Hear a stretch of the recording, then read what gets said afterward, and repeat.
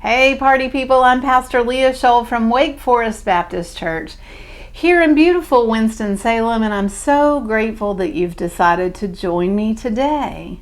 We are still in our sermon series called Unraveled, Seeking God When Our Plans Unravel, and today's sermon is called When the Unimaginable Has Happened. And we're talking about Thomas, the one they call the doubter. So be strong and courageous. Do not be afraid, for the Lord your God is with you wherever you go.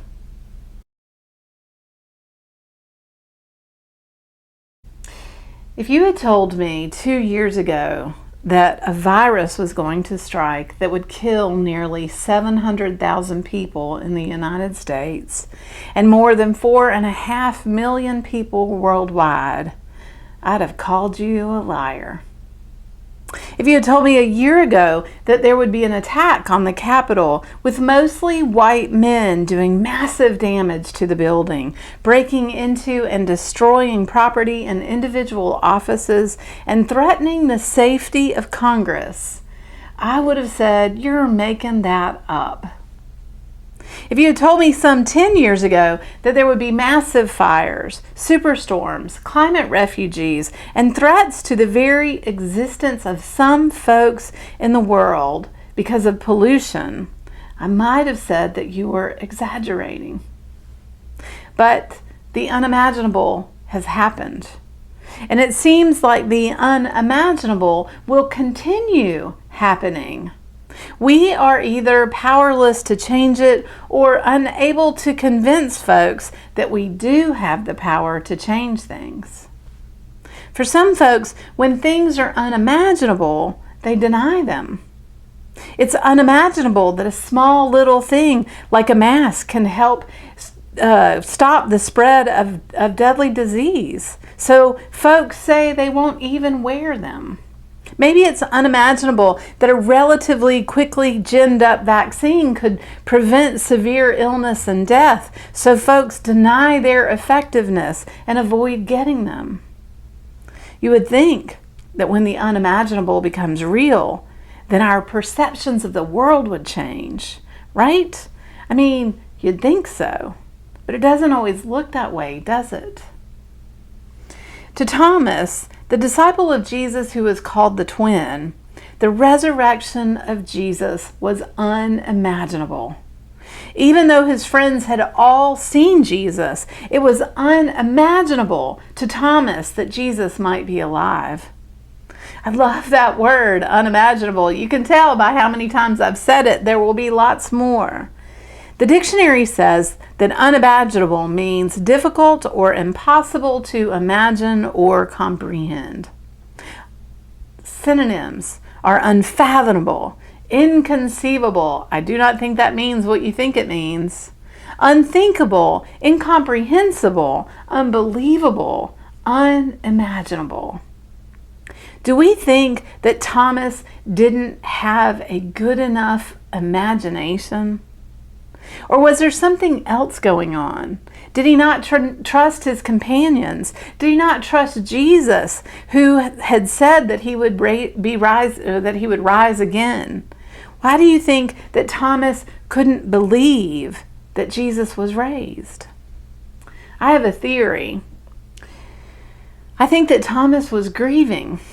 Even more than that, I think that Thomas had just experienced trauma in Jesus' death. And during times of trauma and grief, our imagination shuts down. We begin to doubt.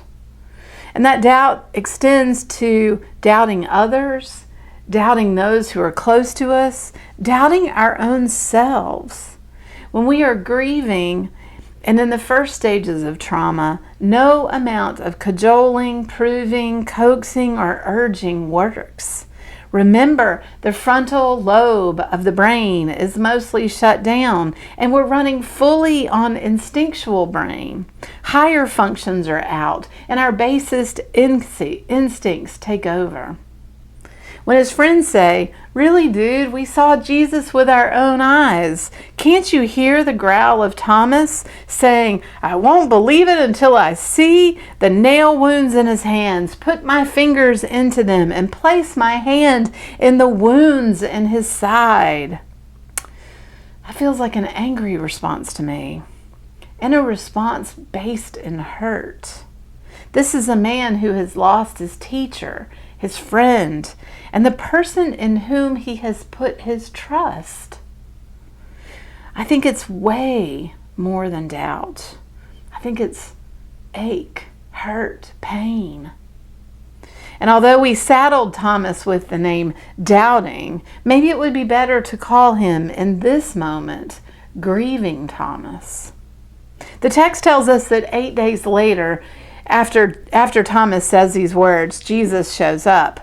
That 8th day is an important number in the Jewish calendar and world. Babies are named after 8 days. The temple in Jerusalem was celebrated with an 8-day feast. Hanukkah and Passover go 8 days. 8 days is like an answer to a question. And Jesus shows up on that 8th day. Jesus says to Thomas, "Put your finger here and see my hands. Reach out your hand and put it in my side. Do not doubt, but believe."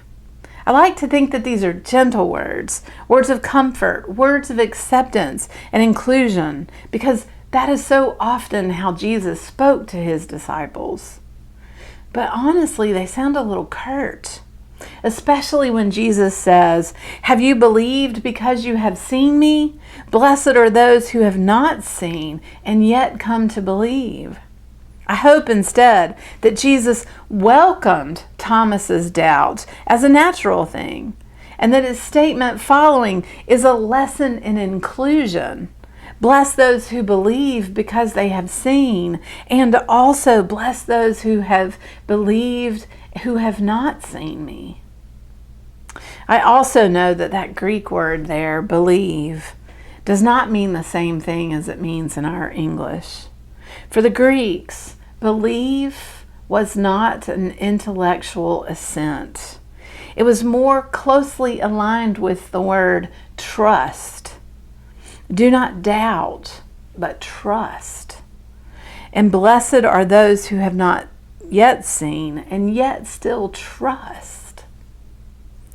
Knowing Jesus' temperament, I think Jesus could be someone who understands the doubters, the ones for whom things are unimaginable.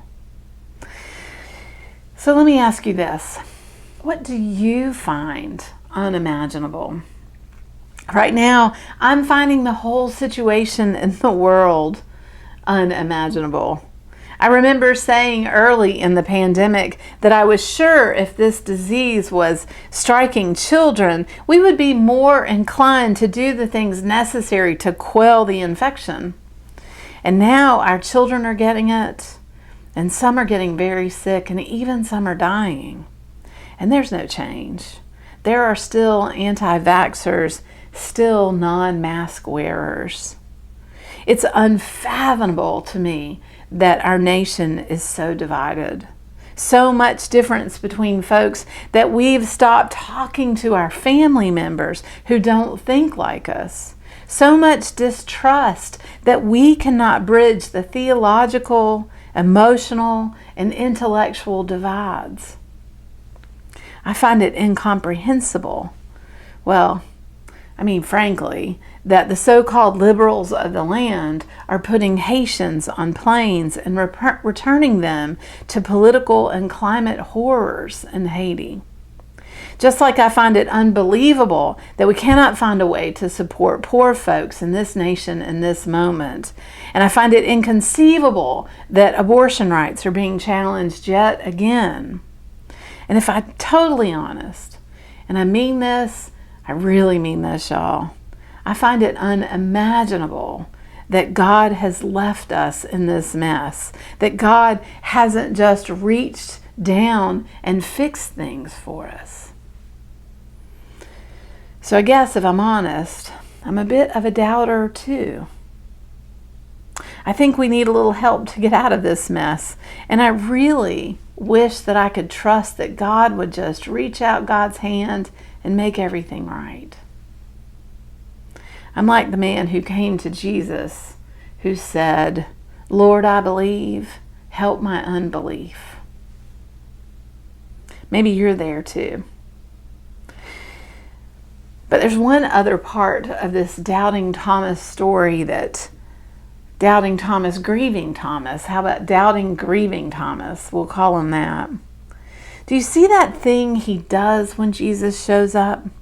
Jesus says, "Put your finger here and look at my hands. Put your hand in the wound of my side. Don't be faithless any longer. Believe." But the text doesn't say that Thomas touched Jesus at all. Then Thomas says, "My Lord and my God." I think it's like this. Thomas thought he needed all of this proof, but he didn't. He just saw Jesus and he believed. We may believe that we need all this stuff in order to believe that God has got this in this moment. But maybe we just need to look around and see some places where God has it, some places where God's got this. Then we can lean into the rest. We can trust that God is still with us and still working on our behalf. If we see a little God, maybe that will be enough to restore our belief. And maybe that will be enough to restore us to relationship, in relationship. Because that's what happened to Thomas. His doubt led to isolation, but his little sprout of belief led to a relationship. My Lord and my God. A little belief, a little trust can go a long way with our God. So this week, let us seek the places where we might see a little God working, and then lean into that little mustard seed of faith. Will you do that with me? I hope you will. I love y'all, and I love being your pastor.